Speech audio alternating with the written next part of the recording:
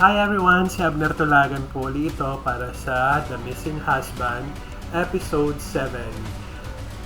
So alam na natin, nakita natin na sa Episode 6 na dumating yung dating mga kasamahan nila sa Qatar, si Brendan at yung babaeng obsessed kay Anton, para iinganyo sila na mag-invest dun sa bagong business ng dalawa. Iniinganyo nila si Anton at si Millie. Doubtful si Millie kasi kailangan nilang ibigay yung buong savings nila, remaining 100,000. Pero sa laki ng mga kita at kikitain na mga pinagsasabi ng dalawa, pumayag na, pinilit kumbinsihin ni Anton si Millie. So yon, at ibinigay na nga yung last remaining savings nila. Ito na po tayo Namang kalat yan, ha? Maghahain na ako ng pananghalian. Wait lang, ma. Ito yung mga nabenta ko episode kanina for sa today. online selling. Kasi nga, 'di ba, sabi ko kay Aling Mirna, tutulungan ko siya magbenta basta bigyan niya ako ng porsyento. Bilisan mo. Kasi kailangan na ng sariling sikap, 'di ba? Kasi baka sabihin ng iba dyan, sa kanila lang ako umaasa. Anton, anak, birthday ngayon ni Auntie Rosing mo. May parinig pa si ate. Doon gagawin sa bagong restaurant. Naku, masarap daw doon. At saka mayroong ballroom dancing. Bongga. Naku, sagot daw na anak lahat ng gastos. Wow. Pupunta tayo ha, Leila. Libreng hapunan din yon. Ang sarap naman. Punta tayo? Sige. Ma, kapag kumita tong investment ko, maghahanda tayo ng ganyan. Mas bongga pa. Talaga, wait ang anak ko. Kaya ano bang balita? Ha? Nakausap mo na ba yung kaibigan mo, si Brendan? Hindi pa po, ma.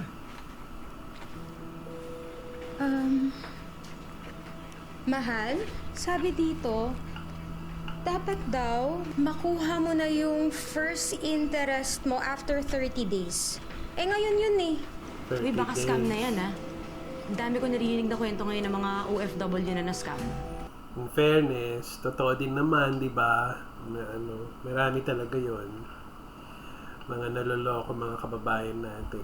Na gusto lang naman, magkaroon ng additional na income, di ba? Scam agad, Leila. Ang takot mo naman yung kapatid mo eh. At saka, Anton, sigurado ka naman, di ba, na mapagkakatiwalaan mo yung kaibigan mo, di ba? Oo. Kaibigan. Oo naman. Ma, matagal ko nakakilala yan si Brendan. Hindi naman siguro scammer yan eh. At saka baka nakakalimutan nyo, 4 na oras ang diferensya natin sa Dubai. Oo nga. Sarado pa mga opisina doon. Baka... Oo. Ito na. Text si Brendan. Ha? Ano daw sabi? Sabi niya, Ay, i-check ko daw tong account ko. Mahal. Oh. 50 mil, oh. Ha? Talaga? Oh. Kalahati na ng investment natin yan. ay, salamat sa Diyos! Leila, tingnan mo. Yars. Oh, Pars, natanggap mo ba yung gift ko sa'yo? Ay. Mars, salamat ha. Kinabahan ako dun ha. Sabi ko naman sa'yo eh, simula pa lang yan. Congrats, Pars! Salamat. Kumita agad siya yung 50 mil. Talaga lang, Pinapadama lang sila.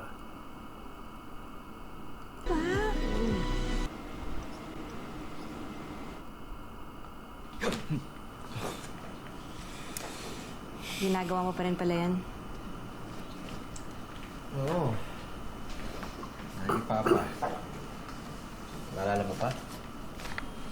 Oo naman. Pwede ka.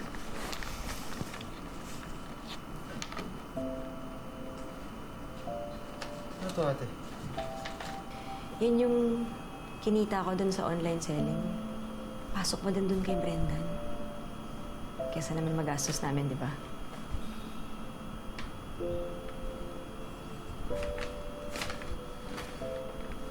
Sige ate. Ako bahala dito. Palaguin natin to. Ayusin mo lang ha. Para sa inaanak mo yan. Kakatakot naman. Sweet. Sweet na.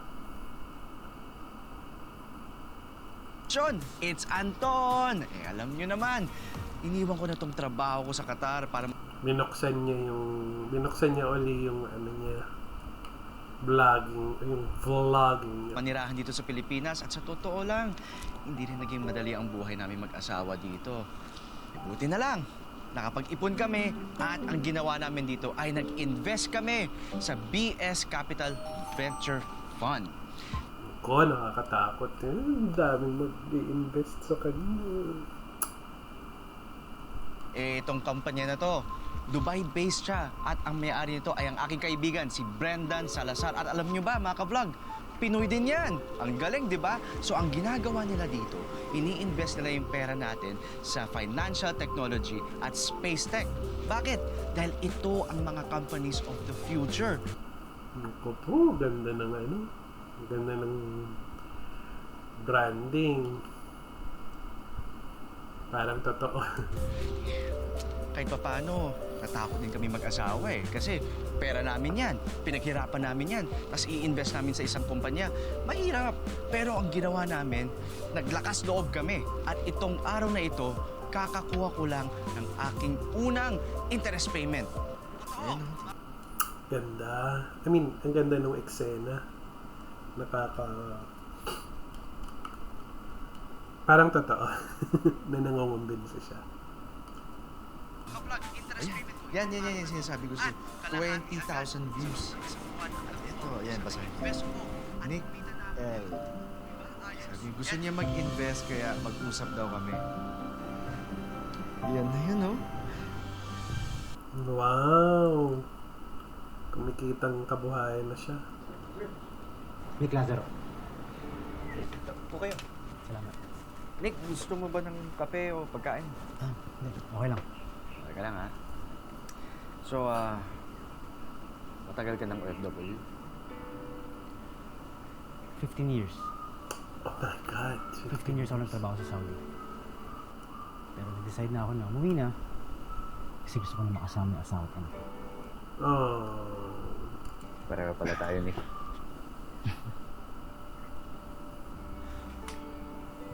Ako naman, sa Qatar naman ako. Ganun, dito.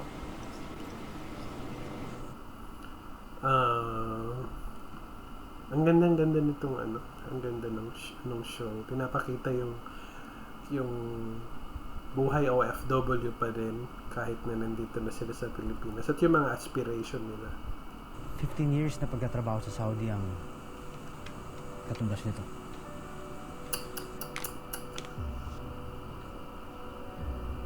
Oh my God, nakakatakot. Ang gagawin niya. 15 years na pagtatrabaho sa Saudi.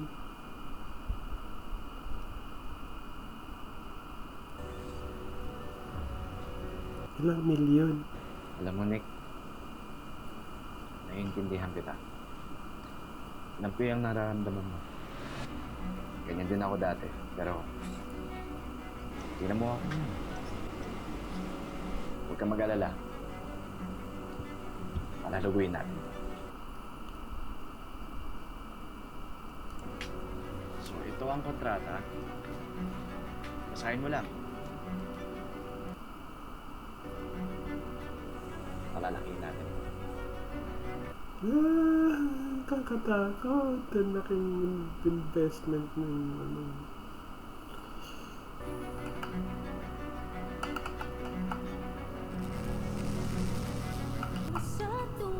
Anton! Ang- Marami-rami ka nakuhang investments ngayon ah. Commission mo this month. Thank you, Pars, ha? Grabe, basta ako, masaya ako na marami tayo natutulungan na tao. Actually, meron pala akong bagong group account. Pakilala ko sila sa'yo, ha? Pasok natin sila sa ating investment. Group account. Diyos ko. Pataming pinapasok ng investors.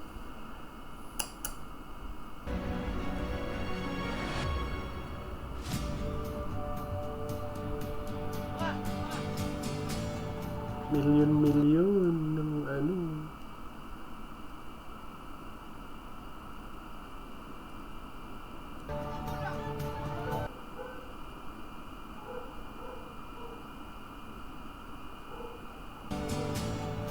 Ingit match pa din si ate.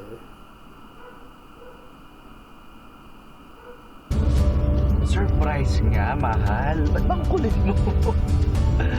Oh, pag sinabi ko close your eyes, dikit mo yung mata mo, ha? Walang dadaya. Ayun na. Ayun na, may bago na silang bahay. Hala, hala, hala.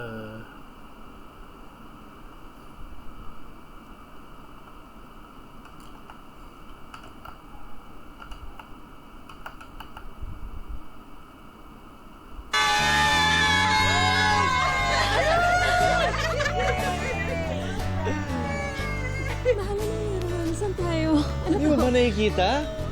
Ha? Mahal, ang reyna ng buhay ko. Welcome sa bago mong palasyo. Hindi nga. May bago na silang bahay. May bahay na tayo. Masaya ko para sa inyo mga anak! Ma, bago mo inumin yan, ha? Tuloy na ang 60th birthday party mo. Pina-reserve ko na yung venue, tapos nag-deposit na ako, kaya imbitahan mo na yung mga kaibigan mo. Salamat, anak, ha? Ay, teka, tatawagan ko na. Si Neil. Naku, Diyos ko. Living la vida loca na. Si Raquel, Iniwan ata tayo, no? Na, pasok na tayo sa bagong palasyo mo. Okay ba? Happy. Bago to, yan. Tinagawa yan. Tina, dito ka na. Maraming salamat. Sabi ko naman sa'yo ibibigay ko sa'yo lahat ng dessert. Si ate. Makahirap pa din. Kasi ka, mamatanda ka dyan. Oh, nagpamerienda ako dito, oh. Kain tayo. Bryce. Pinilasan ko na yung lechon, ah. Oo, siyempre. Dahan. Sana all may bagong bahay. si ate. Sige, bili kita bili. Salamat din, sir. Hindi nasira to, ha? Yan, sir. Mahal, oh. Ang dami naman yan. Okay lang. Installment naman. 0% interest. Kailangan ba talaga lahat bago yung gamit natin? Mahal, hindi na natin kailangan magtipid. Ang daming perang pumapasok sa atin ngayon. Tsaka tingnan mo, kabago-bago ng bahay natin. Hindi pwede naman puro luma ang gamit natin dito. Okay na to! Promise, magiging masaya ka. Siyempre nakaka-worry na ano.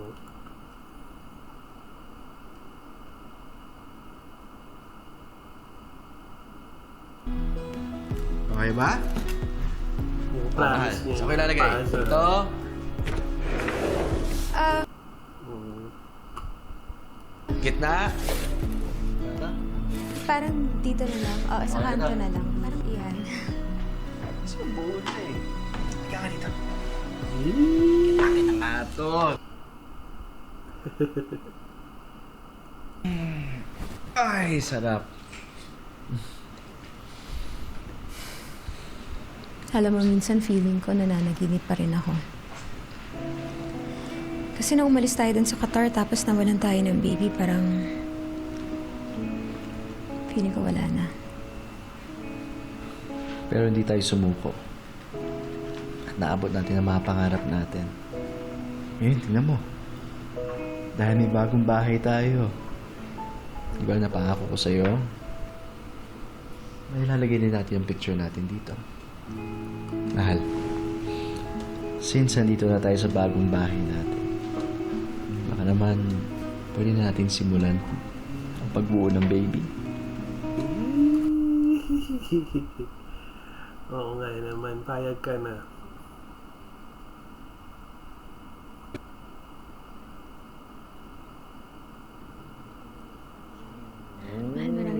Mabilis lang to. Gagawin ko. Mahal, marami pa akong gagawin. Magluluto Ako pa na magluluto. maglilinis Wala ako. ka na ibang gagawin. Sige na, ha? Marami man tayong oras, eh. Ikaw magluluto. Ako magluluto, ha? Hoy!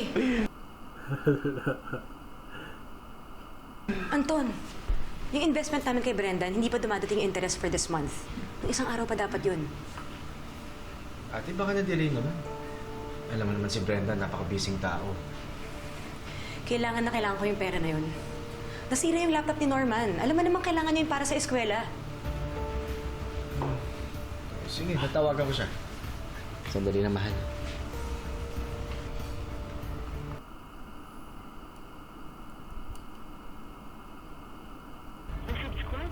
I cannot be reached na. Bakit? Mahal, may problema ba? Hindi ko makontak si Brendan. Hindi, kausap ko lang siya nung isang araw eh. Uy, Anton, baka tinakbo na niya yung pera natin, ha? Ate, hindi naman ganun si Brendan. Paano mo may nangyari lang? Baka nawala yung telepono niya tapos kailangan niya magpalit ng number. Baka yun ang nangyari.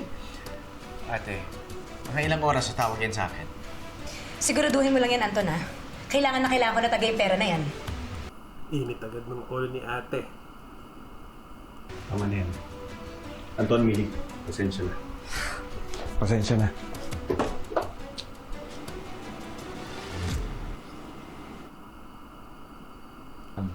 Okay lang tayo. Mamaya tatawagan ko ulit siya.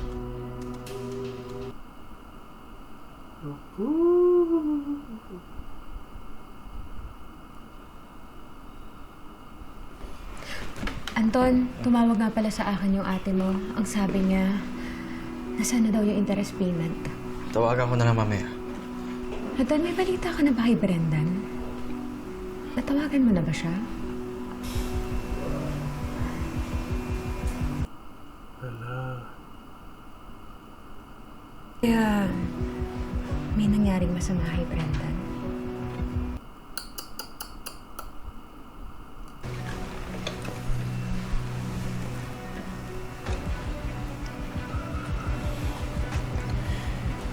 Kailangan ko talaga makausap si Brendan. Bakit? Ano yung pinakita? Hindi maaninig masyado. Bago lumala ang sitwasyon. Ano?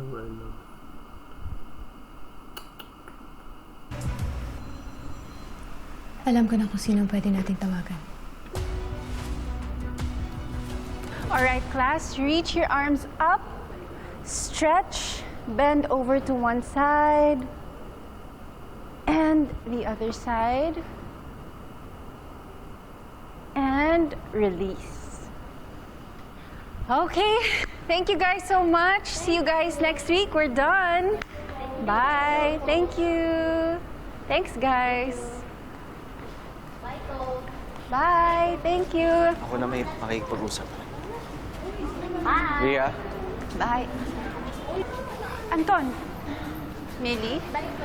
Anong ginagawa niyo dito? Si Brendan. Nasa Dubai. Alam mo ba kung nasaan siya? Hindi ko siya makontak eh. Actually, matagal na rin niya akong hindi kinokontakt eh. Wala ka man lang pakialam kung ano na nangyayari sa boyfriend mo? Look, Melly, may sarili akong buhay dito. At siya rin doon. Kaya, hindi ko kailangan malaman kung nasan siya every minute of every day. Okay? Sinungaling. Sabihin mo na lang kasi kung nasaan yung walang hiyang boyfriend mo. Hindi ko nga alam. Umalis na nga kayo dito. Bakit kami aalis? Hindi. Ba't kami aalis? Ano ba? Uy, tama na! Uy, Hindi ko tama alam na! na yung totoo. Ria, tama na yan! Hindi mo na kasi yung totoo. Tama na yan! Uy! Tama na! Bitaw na! Sabihin mo na kasi! Umabot na sa Tama na! Sinungaling, magsabi ka na kasi ng totoo. Hindi ko nga alam, Guard. Alisin niyo na nga yung mga yan dito at huwag niyo na sila pababalikin. Alis! Magsabi ka ng totoo na sana si Brendan. Tara na po, tara na po. Tara na po. Sorry. Halika na.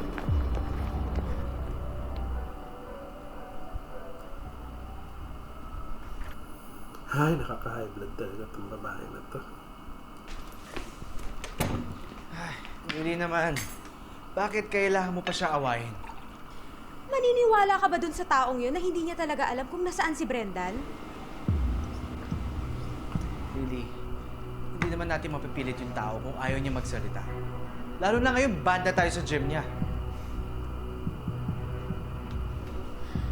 Antol, ano gagawin natin?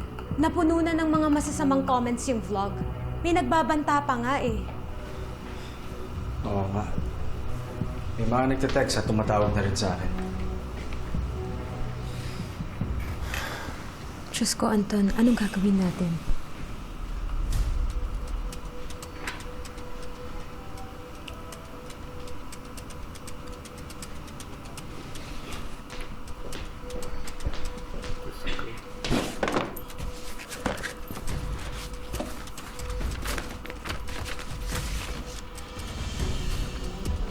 Kung ano yun, ano yung tinitingnan niya, hindi ko mag-gets. Na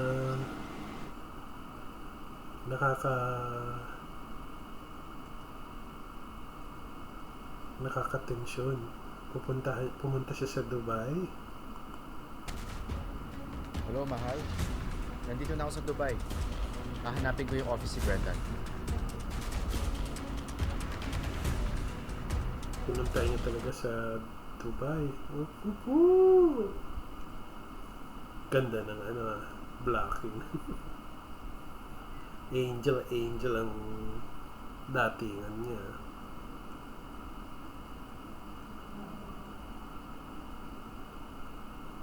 Opisina ni Brendan. Mahal. Walang DS Capital Venture Funds. Anong wala? Hala. Mukhang nakatakas sa si Brendan. Mahal. Na-scam tayo. Paano yan? No problem. Ayan na. Basta siguraduhin ninyong pumasok sa account yung pera. Salamat.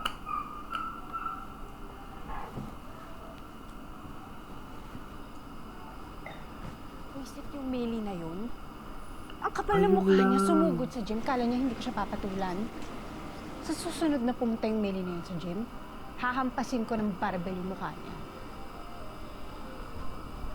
Oh, grabe. Relax ka lang. Saka isa pa, hindi na natin sila pwedeng makita. Kasi alam na nila lahat. Kaya kailangan na natin umalis. Saan naman tayo pupunta? Kahit saan. Basta kasama natin ang milyong-milyong perang nakuha natin. Thanks to Anton's vlog. Grabe na. Siya pala talaga yung kinarte. Lumabas ka doon! Alawan niyo kami!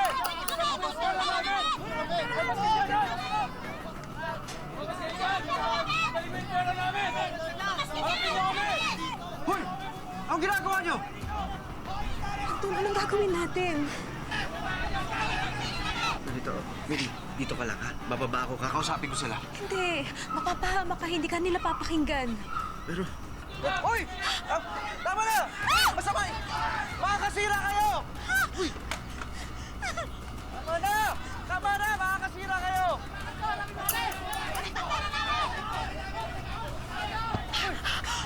Anton! Pasok ka na! Wala. Punta ako sa sinasabing opisina ni Brendan. Walang DS Capital Venture. Kawawa naman si Anton. So, problemado siya. Ito na yung mangyayari sa bukas pala. Walang opisina. Wala na tayong makakapol. Diyos ko. Nagsisisi ka ba sa akin? Kasi nangarap ako. Pero nabigo.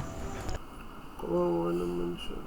Kahit anong mangyari, hindi kita iiwan. Makinig kayong lahat. Nakikita niyo yung babaeng yan? Siya, si Millie Rosales. Siya at ang asawa niyang si Anton Rosales ay manloloko. Ay, Diyos ko. Talagang in-scandal siya.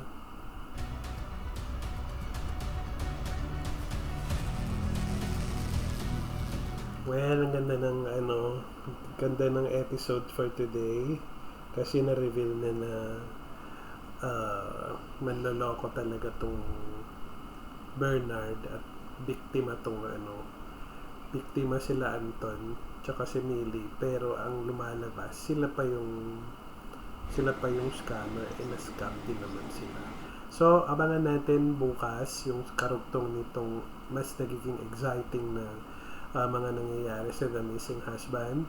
But before I let you go, please don't forget to subscribe to my YouTube channel. It's called Panorth TV. Hindi pa South, hindi pa West, lalong hindi pa East. It's Panorth TV. Yun lang po. Bye!